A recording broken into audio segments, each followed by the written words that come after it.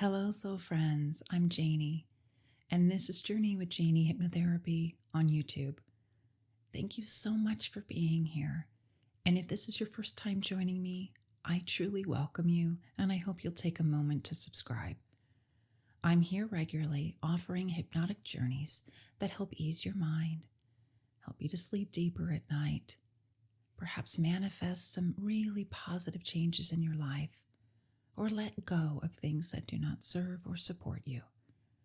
I'm here to connect with your inner child, to send love, to send compassion and understanding, and to hold space for you to be here amongst all of us. You see, we're all soul friends here, and you'll find in the comment section below that everybody is really a gem. So, what I've asked over the last few weeks is for all of you to let me know if you have a question about hypnosis or anything. Any fun questions are fine too. Or maybe you have a request for some advice, some life circumstances that you're finding yourself working through right now. And I'm honored to all of you who offered questions and requests for some advice. So I'd like to take some time to answer those now, and I'm going to invite you to participate as well. In the comment section below, choose one or two or more of these questions and answer them yourself so that we all can get to know one another. And I always nudge you to respond to one another as much as you can. I am not the nucleus of this space as much as you might think. I really want to make sure we all feel like we are centered here. My job is to mediate the space, to hold the door open so that we all can come in and sit together. From all around the world, all different backgrounds, the diversity of this space is so beautiful. And I want to thank you for being here with me for over a decade now. As this channel grows, and let me just tell you how much that means to me, I see us growing together. And in that growth, let us continue to be compassionate and kind. This world really needs so much of it more than ever. So I have some questions here, and I'm going to go down one at a time. I invite you to get really comfortable, and though this will not be a typical hypnotic journey, I do hope that just the drone of my voice, as I will be as soft-spoken as possible here, the cadence will just allow you to relax. Whether it is the end of your day, or you're taking a break somewhere in the middle, or maybe we are connecting at the start of your day, and you're just getting a nice, slow beginning to a beautiful day. Whatever time of day it is, wherever you are in the world, I am so glad that we are connecting. Thank you for being here. So some of these questions may feel really interesting to you. Some of the advice that is being asked may pertain to your life or to someone that you know. So get nice and relaxed, and I hope that as we go down this list together, that we all get to know each other better. We learn a little something about one another, and perhaps we find a little nugget that we can take with us just to help us through our days and through our own personal humaning journey. So the first is an ask for advice. And she says, at 63, I'll be going back to pediatric nursing after a 13-year hiatus, helping to raise my grandkids. I am so stressed, thinking that I won't be sharp enough to get back into the groove or able to adjust to new technologies. It's my life passion. Do I have reason to be worried? And I first just want to tip my hat to you, my soul friend. It is a beautiful thing that you are doing for your grandchildren, your family. And I want to assure you that you are a great asset to that nursing floor in that pediatric unit. Your generation comes with a very specific type of work ethic.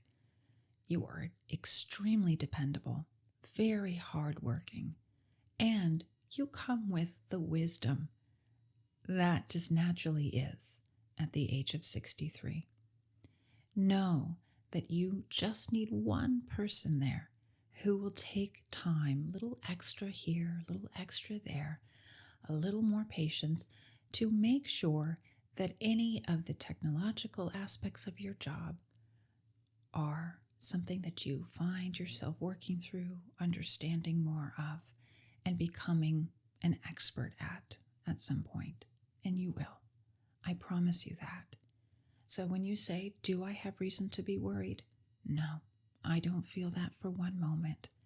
I know that you will be guided by your team in the unseen, guided by your own inner wisdom, and guided by your new team there in your nursing station or on that hospital floor or in that pediatric unit. You will have those who will be right at your side to make sure that you feel really comfortable. And I want to wish you all the very best. You're going to do great. Your work with the children is so special. So thank you for the lovely, heart-centered work that you do. I'm wishing you all the best. The next question, in films, is there any figment of reality when hypnosis is depicted? And that's a great question. In fact, it's one of the reasons why I started this YouTube channel. I knew that based on many movies, television shows, even stage hypnotist shows that you might find at the summer fair or some event, they really do lend to a misconception about what hypnosis really is and how it truly works. Movies like Get Out, where the individual is hypnotized and loses total control over his own body, his own autonomy, would be completely inaccurate. Movies like Stir of Echoes that open a portal to the paranormal would be completely inaccurate. Hypnosis is natural. It's natural and it's safe. And you yourself, as all of us do, will go through different variations of the hypnotic awareness all throughout the day. When you're driving in the car or listening to music or deeply engrossed in a movie, you are going into a hypnotic state. And certainly right before you tip into sleep and you feel that nice, dreamy, heavy feeling, that is hypnosis. So we do it every day. Movies are fun and they certainly lend to great plots and they keep things interesting, but they would not be a place to turn if you wanted to really understand hypnosis and how it works. Thank you for the question. How did you get into this field? What drew you to it? What kind of training and schooling did you do? Are you solely online or do you have a physical office? Did you apprentice under someone? And are you fulfilled with the path you are on with providing hypnotherapy? So these were several questions that all lended to a lot of the same theme around hypnosis and why I do it and how I started. So I'll give you sort of one big answer to all of that. I got into hypnotherapy about 2013. I went to HMI College of Hypnotherapy in Los Angeles, which at the time was the only accredited college for hypnotherapy. I was fascinated by it when I was hypnotized on stage at a hypnotist show when I was 18 years old. 20 people were called up on the stage.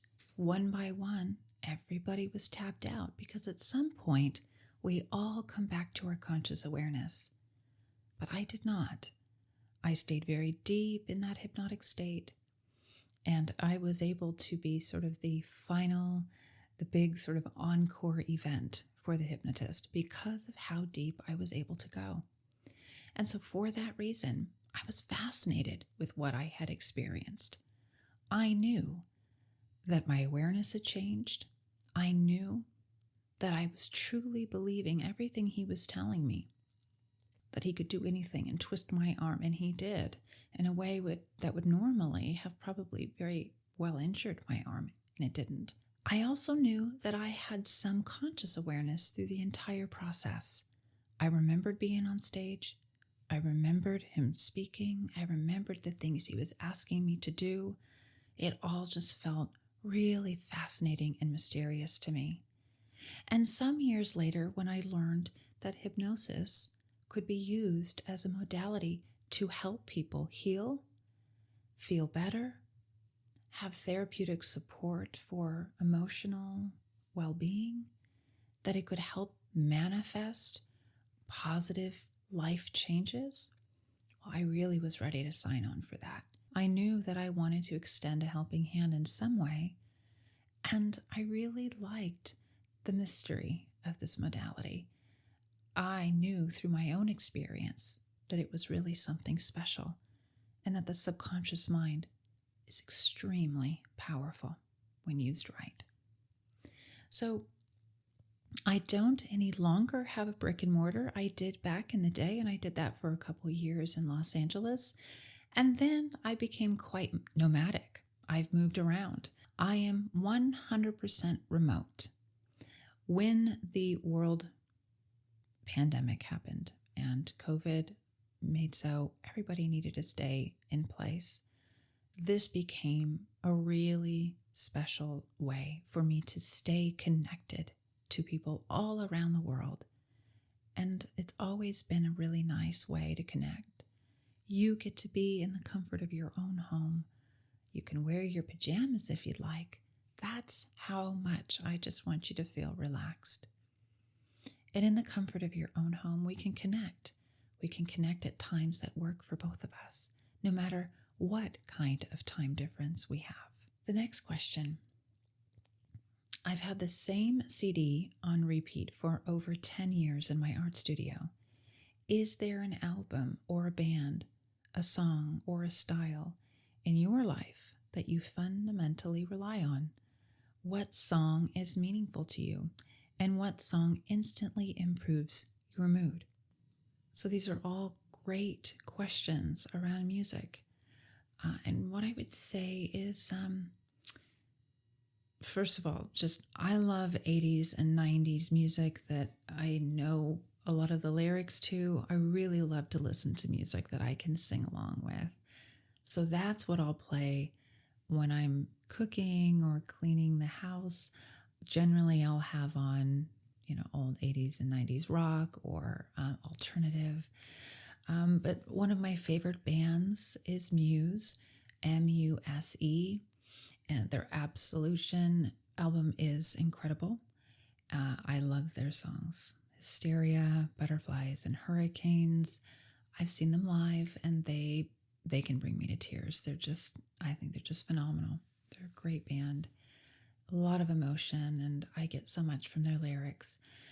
The other that I will ugly cry when I listen to is Florence and the Machine. They too, I've seen her live, and it is some of the best live music I've ever heard. Best music, just hands down. Her song King has an especially important meaning to me. It's one of her newer ones. In fact, it came out I think about 3 years ago. But when I heard it, it just gave me chills. And King is my biological last name. I'm adopted, so there's a story there. There's a wound, an inner child wound of my own around King, the name. But the song itself is really about an empowered woman. It's about being independent and autonomous and not adhering to roles. And it's a very liberating song to me. So I love that. And a song that instantly improves my mood. I love Bruce Hornsby, so, Mandolin Rain, when I hear that come on, just the first few bars of that song, and I just immediately I just feel this wave wash over me. It's nostalgic. It just feels comforting. I just love it. I love several of his songs, and he always just feels really good to me. And so, thank you for the question. Someone asks, how do you get over being ghosted?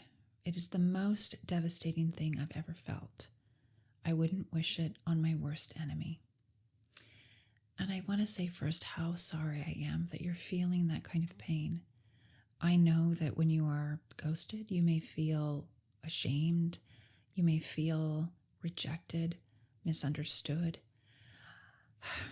Here's what I would say. First, it's important to remove this idea that something is wrong with you or that this is your fault. This has much more to do with where that person is at. And I'm not here to shame them either. People are where they are. Sometimes avoidance is the only way they know how to deal with a situation. Sometimes they're just trying to figure out how to set boundaries.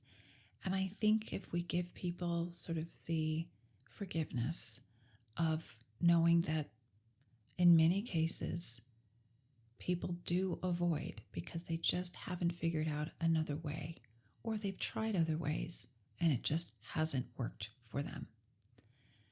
Know beyond a shadow of a doubt that this says nothing of your worth, of your value. And I hope that it won't happen again. But if it does, take a deep breath. Come back to the knowing that it was not about you. It's much more about where they are. And you can even maybe perhaps say out loud or write down, I release you. I release you. It's okay. If you were only meant to be in each other's lives for a moment or a season or a period, whatever that is, you can just say, I release you. I wish you well. Perhaps, you will come back around again. Maybe you won't. But in releasing that person, it sets you free too. And I want to just give you a big hug. It's going to be okay. It really is. You're okay. I can promise you. Thank you for your question. Someone asks, which came first, YouTube or public sessions? What made you think of using YouTube to share your practice? So I did say a little bit about that already, but to sum it up, I really wanted to dispel any of the misconceptions around hypnosis. So if you go back to my very first video, you'll find that I'm talking about that day on stage at that hypnotist show, how that affected me, why I got into the field that I did, and why I felt it was important to come here and start this YouTube channel. I hope that I've helped so many of you understand that hypnosis is really safe. It feels really good, and it's very powerful and effective for really positive change. So thank you for your question. I guess my biggest question is regarding the future. Not in dying, but in living. Watching loved ones pass, being alone, financial worries. I just worry about losing my animals and being able to keep up. And to that, I first extend a big warm hug to you. And I know that what you are feeling is not foreign to most or many of us. It is a very understandable way to feel. We either go before others or we're here, all the way to the end. And we're here to see others go before us. But remember that for those who go before us, they will be the greeters on the other side when it is our time. And here on this side, you helped them to transition by loving them through it, earth side. So you see, it's one big circle of caring for one another and being there for one another. Whether you're on this side, supporting your loved ones through their transition, or you're on the other side, welcoming them through those gates. Wherever you stand, wherever you are, and at whatever part of your journey you transition, or your animals transition, or your loved ones transition, know that everything is in its divine time. Everything will be okay. If you are here for many more years, let yourself just breathe. Know that the answers will come, that solutions will find you, that we're all here to support each other in the best way we know how. And you are not alone. You are not alone at all. Thank you for your question. I'm sending you such a big hug, and I hope that you feel comfort in this moment. Feel the comfort from your soul friends, from me. Know that we are walking this together, and in our ways, we're all just walking each other home. And that's the truth. Thank you. It's a beautiful question. Okay.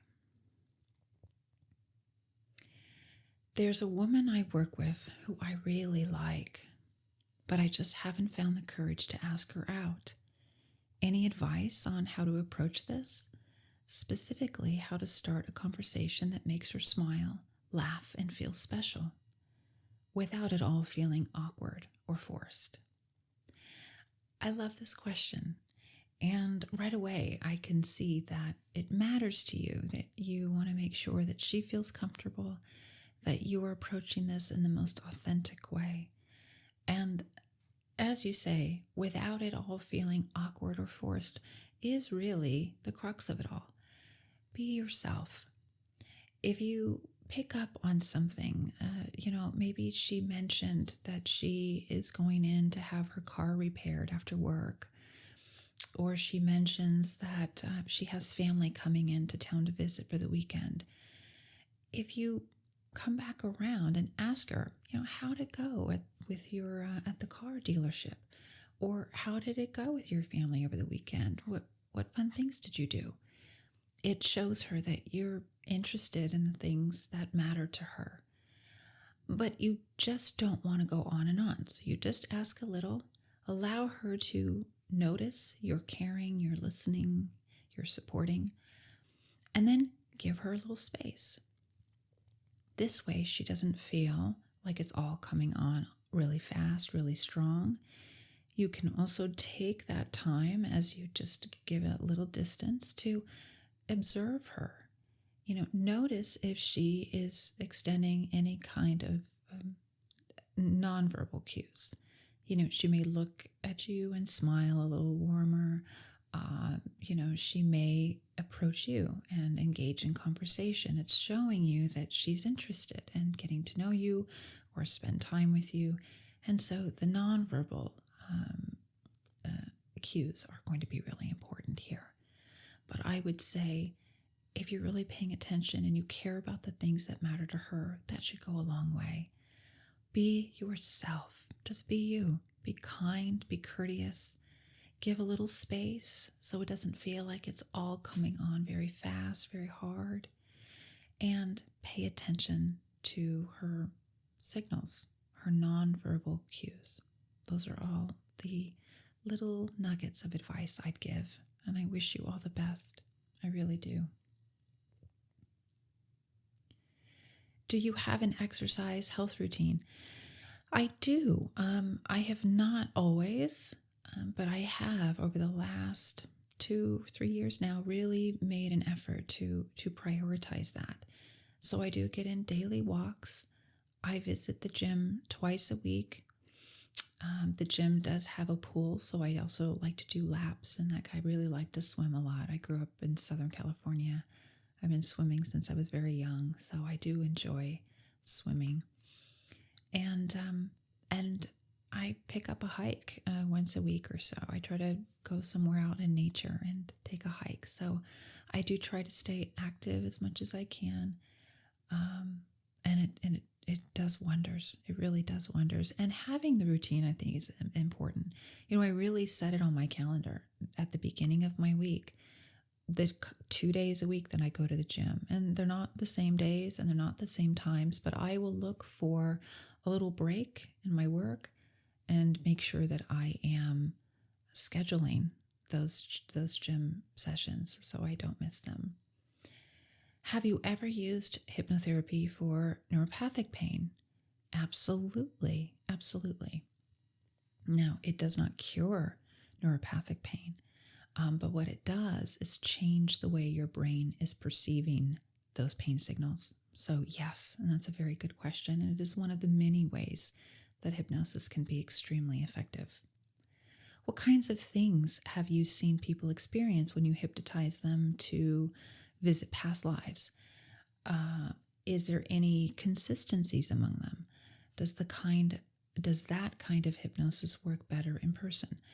No. In fact, my most popular hypnotic journey here on YouTube is my past life regression video. So in that case, this was remote.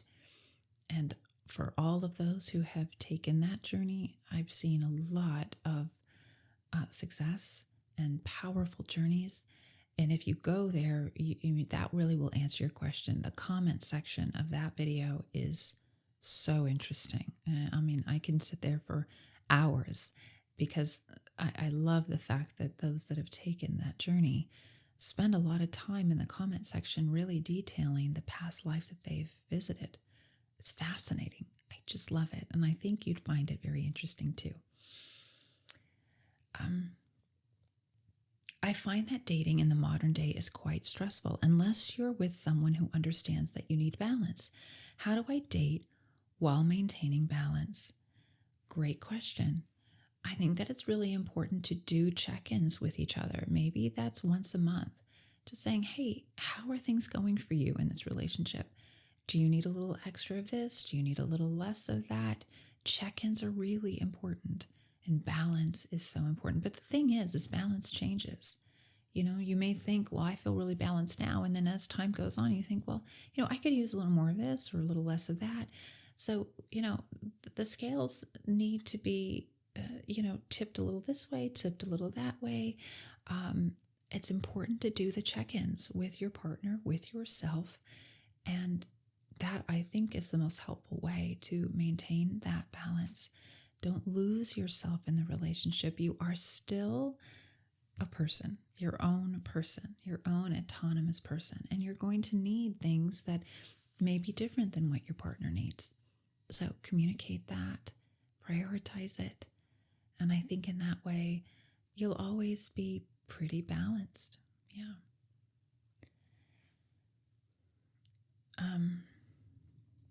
I moved about a year ago, far away somewhere. I don't know many people, and I've struggled at first, but now I am quite happy with the life I've created here. Should I let go of my old self? And I say, you grow from your old self, but we never discard our old selves. There really should be an honoring of the self you were so that you can rise up in a way that feels really validating and self-loving. Your older self didn't know what the self today at this very moment knows and understands. And I think we should give grace to that self who did their best with the information and the wisdom they had at that time. So I'm thrilled to know that you're really adjusting to your new place and that you're feeling really good about the new change. Take some time to maybe write a letter to your old self and thank them for being brave enough to step into this new you, to take the risks that it takes to bring on big change.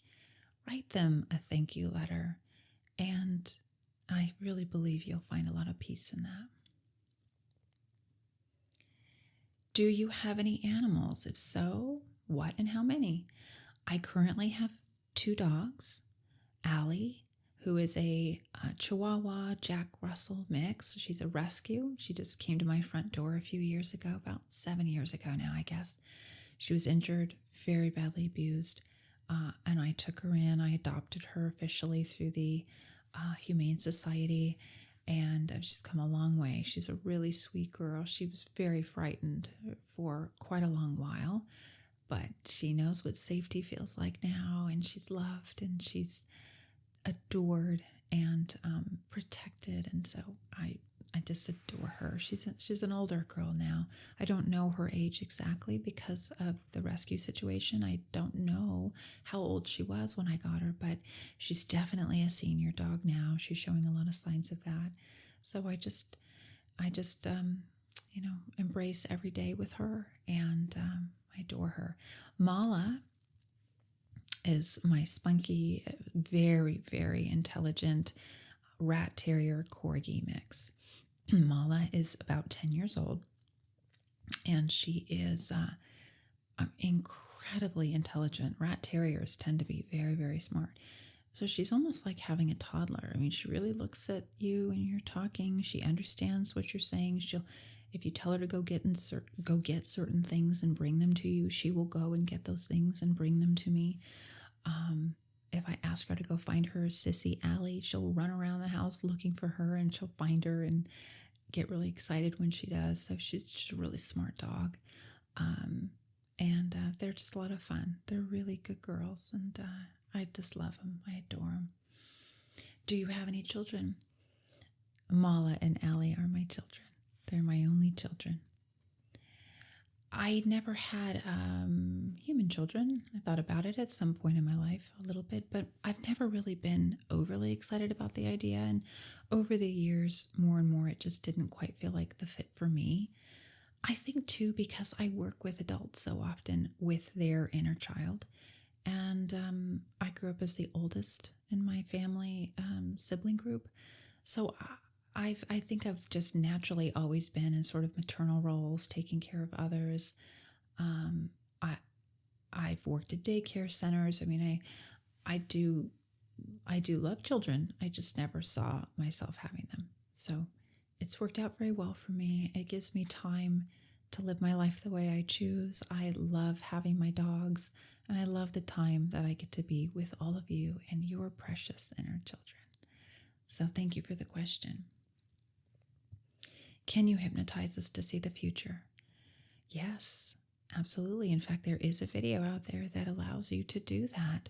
And if you remember that past, present, and future really are all happening all at once, the time is not linear at all. That is a human concept. It's not accurate or real or true. So if you want to see your future, you could. And there is a video you can go back to and watch it. It will take you to your future self and to a future world that is healed and at peace. And I do believe the world gets there. I do. For those of us struggling with fear of failure and or impostor syndrome, what piece of advice would you give us? And I would say that, let me give you a big hug, because you are exactly right. For whatever it is that you are stepping into, whatever space you're in, you belong there. You have always belonged there.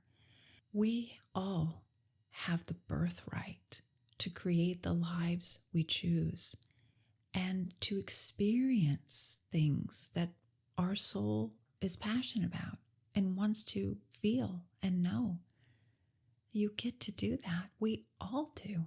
We are all the masterful creators of our lives. So go for it, whatever it is, and release yourself from any ideas that might hold you back. You get the chance to know what it feels like and what that experience will be for your human self. Give it a try, whatever it is, and believe in yourself. The next question is, what is the tattoo on your arm? And I thank you so much for the question. The tattoo is, it's several different animals. So there is a cow, baby male chicks, a duck, a pig, and a turkey. And each of the animals are all together with a banner that says, "Here with us, not for us." I am vegan for the animals. I have been for almost 3 years now. So this is a tattoo that represents my feelings about the animals, that they are here with us, not for us. Thank you for your question. How do I create calm when the world is suffering? My heart is broken and I feel so sad and angry and helpless. How do we decide when to bear witness to the horrors unfolding in the world and when to look away for our own well-being?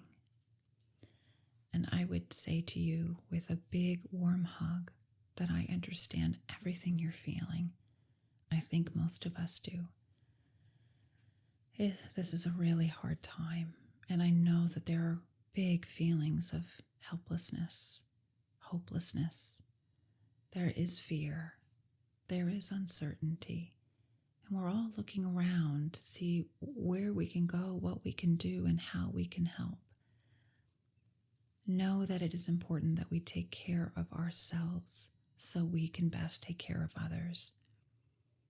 Do whatever it is that you need to do to take breaks, mental, emotional breaks. Take time, even if it's 10 or 15 minutes during the day, to do something that really allows deep relaxation and a reset for your mind. These are very difficult times, and it is not a sprint. We're going to have to jog ourselves through this and take a pause when needed. There are so many of us working, and so know that when you take a pause, you have millions of people who are still in motion, doing whatever it is that we can do to get ourselves to a place of deeper compassion and peace in our world. I'm sending you all so much love. Continue to send those ripples out in every way you can. We all have to work together. And I know that we are. Thank you for that. Will you ask everyone watching to breathe check?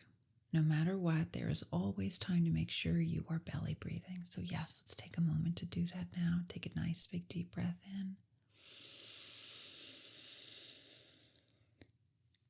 And a good deep exhale out.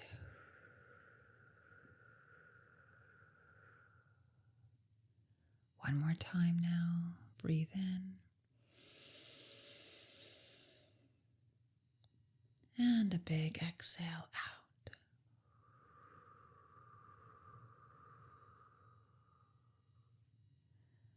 Thank you for the reminder. Is the effectiveness of hypnosis dependent on the level of trust between you and the client?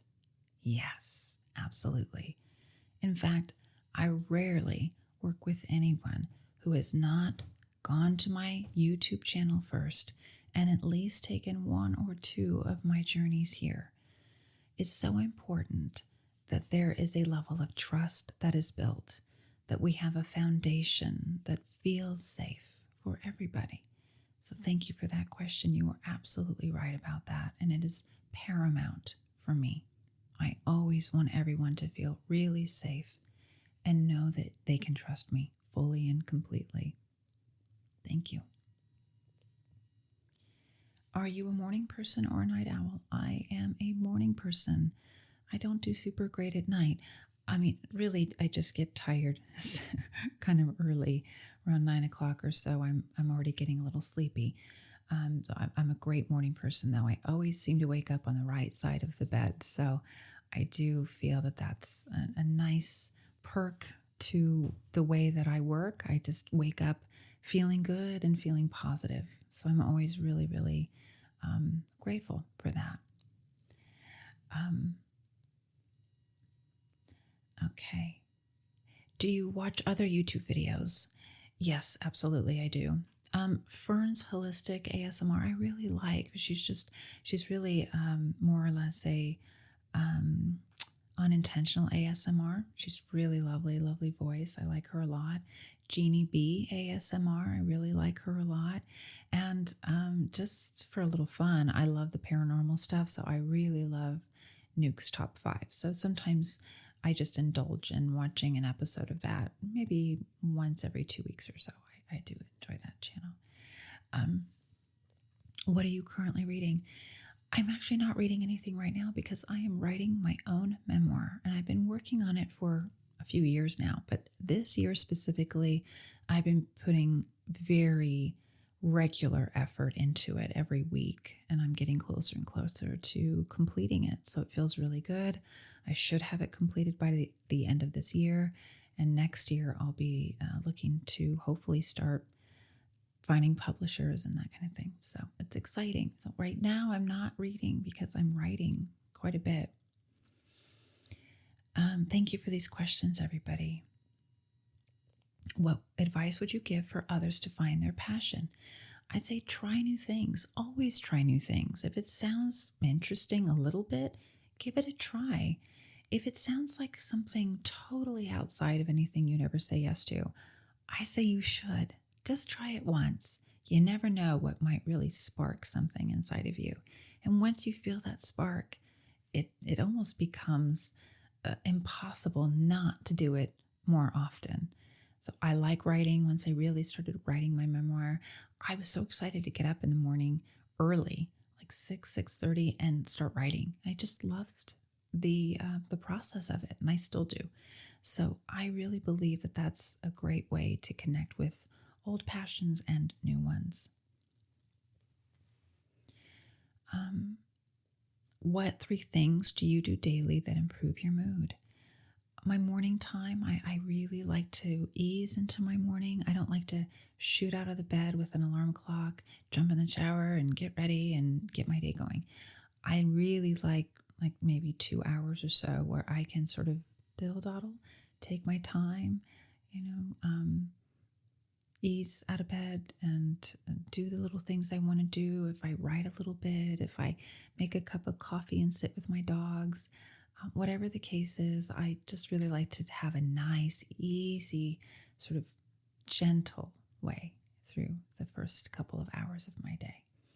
I also make sure that I get outdoors every single day. There's never a day where I'm not outdoors, even just a little bit. So if you're feeling down, step outside. Even sitting outside for 10 minutes can make all the difference. I highly recommend that. And the third would be just kindness to others. If I see a stranger or anybody that I'm interacting with, I try to leave them with a genuine moment of kindness. And that just feels good. It feels good both ways. What are your favorite movies? As a child, Willow was absolutely one of my all-time favorites. I was so just deeply enamored by all of the characters and the whole story and the plot, and I still love it. Funny Farm with Chevy Chase, love it. It's an adult funny for me, and I don't really watch a lot of funny movies, but that one I really love, and I'd watch it again and again. For some of the heavy stuff, American History X, really heavy but exceptional film. Shawshank Redemption, I think, is maybe the most perfect film. It's perfect. Terms of endearment, for the acting, I love Shirley MacLaine. Deborah Winger did an amazing job too.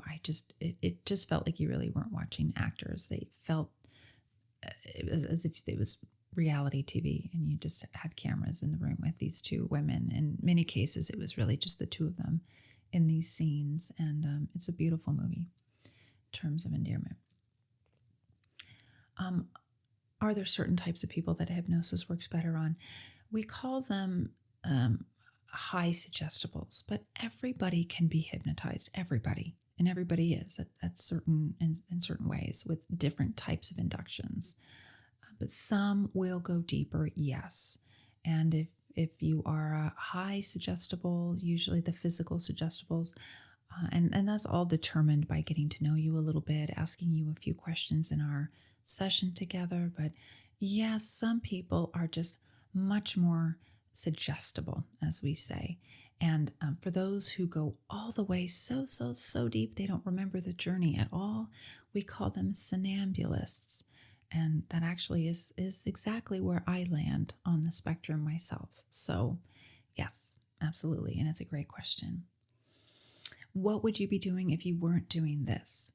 I would be a successful author. That's what I would love to do. I'd love to write books and just have the freedom to travel. That would be a lot of fun for me. I'd love that. And maybe doing TED Talks or some kind of public speaking in some capacity. How did you learn to be so kind to people on the internet? Well, I mean, that's a very nice thing to say. I do my best always. Um, for the most part, I get really nice comments here. Very rarely do I get something really rude or just out of line. In many cases, I just delete them because I get them so infrequently and they just don't need to be here amongst us soul friends. But every once in a while, I will respond, and I try to always respond kindly because if I provoke them with just more ugliness, then I'm stooping to their level, and I try really hard not to do that. It doesn't feel good. It doesn't make the situation any better. I try. Nobody's perfect, but I try. What was your favorite class in school? English, if you haven't figured it out. I loved English, hated math, couldn't stand it, still can't stand it. I don't like math at all. And theater. I loved theater. It was really, I enjoyed it. I loved getting a lot of the leads in these plays that I was in school. And I thought for a while I might be an actress, but I changed my mind at some point early in my 20s. Who do you look up to the most? And I would say animal rights activists, social justice activists, and vegans. Absolutely, hands down, the best people on the planet in any of those three capacities. Love them and love you all, whether you are any of those or not. But I have such a high regard to those that are in those specific groups. When you are filming, do you have a script or do you just let it flow naturally? No scripts. I have never used a script, not for my videos, not for my live sessions. It's one of the things I really pride myself on. It was important to me from the beginning. I think you can hear when people are reading scripts. I think it takes away a bit of the sort of the authenticity of it. So I like to say that it feels more or less like a download for me. I just really connect with you, and through that connection, I deliver the messages that feel most right for you based on the circumstances that you're in. So I hope that answers your question. How do you stay grounded and positive? I align myself with strong people. It's really important to me that my orbit is a representation of how I want to be. So these are strong people. These are kind people. These are genuine people, honest people, loyal people. And I think that if you do that kind of work and you make sure that your orbit is the kind of person you want to be, it really helps you to stay in that lane yourself. Do you like any sports? I'm not big on sports. I didn't play them. I'm not a coordinated person at all. I do love going to live baseball games. So I like going to a baseball stadium, packed in the summer. That's a lot of fun for me. I just love the energy of a stadium. And I like baseball. It's a sport I understand, for one. And I have a lot of great memories around just going to a baseball game at the stadium in the summer. So that's about as good as it gets. I do watch the Super Bowl every year. But no, I don't watch a lot of sports, and I don't participate in them really either.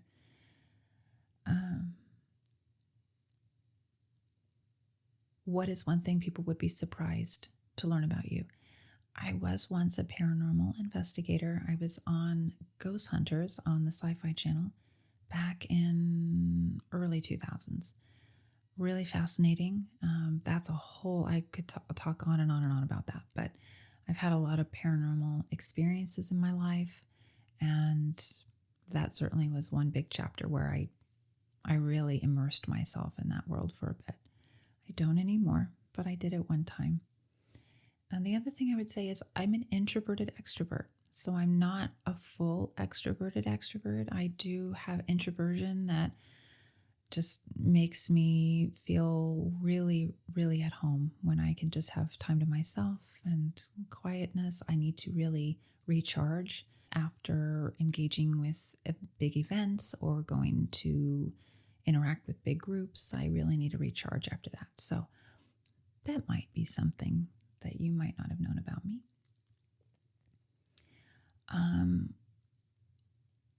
I am feeling ignored by many when I need help. I guess I am feeling disempowered when I have no control, and I need help that I am not getting. And I know that that must feel hard when you need help and you're turning to people or to places that just don't feel super supportive. But there is support in many different ways.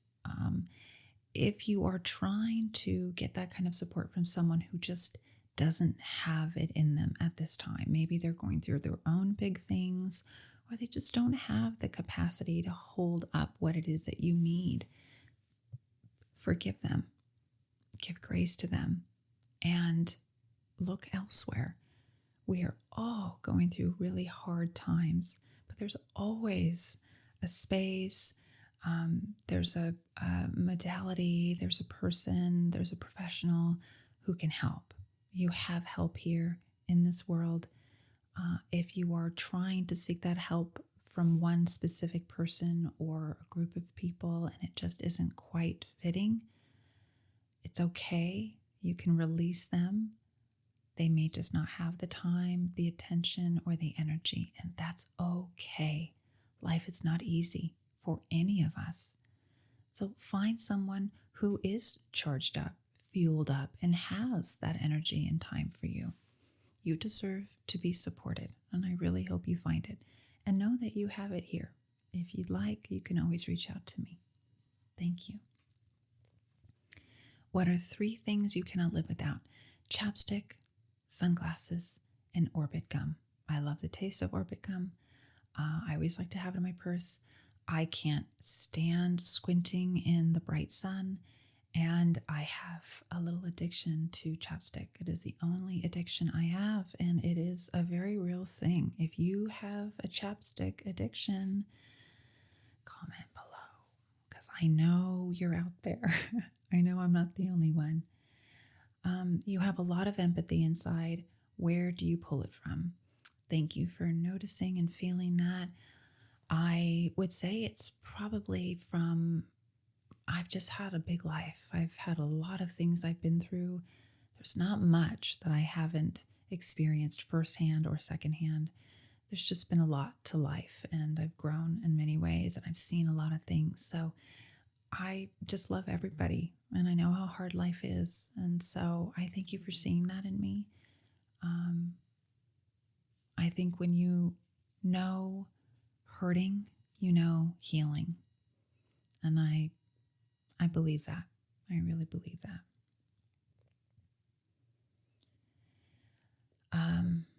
Can hypnosis help you to manifest things such as romance, money, etc.? Yes, yes, yes, and yes. When we get out of our own way, when we just let ourselves believe that these things can come our way, when we start to use the power of imagination, you can't imagine. Well, yes, you can, in fact, that yes, imagination is the ticket. Take some time to visualize, and if you can't see it, use your other senses. Give yourself the time to hear it or feel it, or, use your senses, the sixth sense within you, the intuition that, yes, I can believe that something like that could unfold for me, that I could create that event or experience in my life. When you believe and you use imagination, there is absolutely nothing you cannot do. That's the truth. What makes you laugh the most? My dogs, old Chris Farley skits. I get a kick out of him. I just loved that man. I loved that man. And dry humor. I really, really like dry humor a lot. Why are snaps so powerful? Someone asks. There's an element of, when we have something that happens that's really sudden, what we want to do is we want to escape it. We don't understand it, so we want to escape it. And that's what the snap does. It's something unexpected, and you want to sort of escape it, which helps you to drop faster into the hypnotic state. It's not for everybody, but for most, it's a really great induction style. And I use it sparingly, but I do use it often. Favorite Disney movie? I would say The Little Mermaid. Great music, great story. I love the idea of the main character being brave enough to enter a whole new world.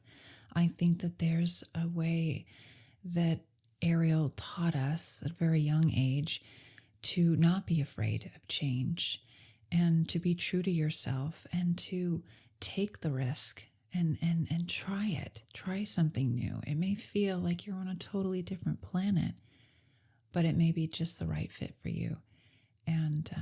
And so I've carried that with me. I've definitely reinvented my life many times over, tried new things, gone to new places, lived in different types of communities. I've traveled the world. So I feel like I'm sure Ariel had a part in that, in the inspiration of all of that. So thank you for your question. What are some of your favorite outdoor recording locations you've visited? I would say probably the Sedona, where I'm along it's like a creek there. And I was in the middle of one of their powerful vortexes. So it was so serene, and I really felt the magic of that space. And it meant a lot to be there. So I really loved it a lot. So yeah, that's a great question. I appreciate it very much. What does your perfect day look like? Being near a river. I love rivers. They are my favorite natural water, even over oceans, over lakes. I really love rivers. They're very serene to me. I love that the water moves. I love the sound when it ripples over stones and pebbles and rocks and boulders. I love that they can be skinny. I love that they can be wide. I love the idea of floating on a tube down a river or just waiting on the riverbank. I love rivers. So that would be a perfect day for me. A little sun in the sky. I'm a summer baby, so I love the sun. Being around good friends. Perhaps having Mexican food. Mexican food is my favorite. And someone had asked about food choices and favorite snacks. And I'm a salty snack girl, so I love chips and I love crackers and things like that. As far as sugary things, I don't really enjoy too much of, but I do love Thin Mints, especially when you put them in the freezer and you have them nice and cold. I love a Thin Mint that's cold right out of the freezer. That's been a favorite so far this summer. I really enjoyed that. My favorite season and why. I really enjoy fall a lot. It's the cool down after a hot summer. And I love late spring. It's a really nice time of year too. The weather just is really right. It's not too blasted hot yet, but it's, it just feels a little more temperate at that time of the year. It's pretty. It's a very pretty time of the year. So I love that. What do you find boring or not fun? I would say copycats. People who want to look and act and talk like other people, exactly like other people. That's boring to me. I love originality.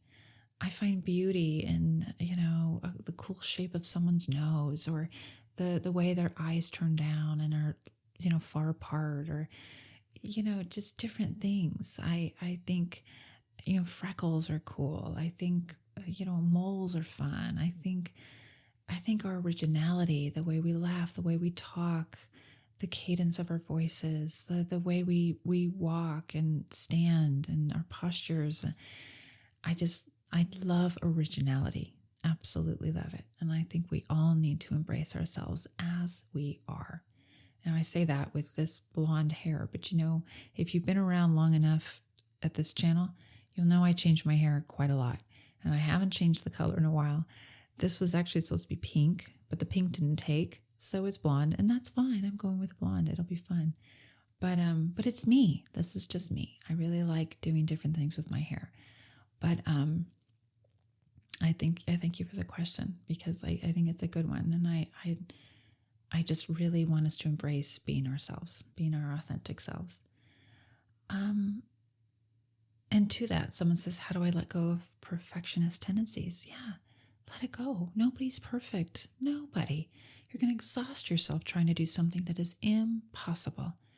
Don't waste your energy on something like that. And it really is just a complete waste of energy. You will tire yourself out. You may, in fact, make yourself ill in the process. So don't even try it. Be who you are. We will make mistakes. Own your mistakes. Apologize for them when they happen. Learn from them and grow from them. And let's move on. That's, I think, the best way we can take care of ourselves and each other. How do you deal with broken promises?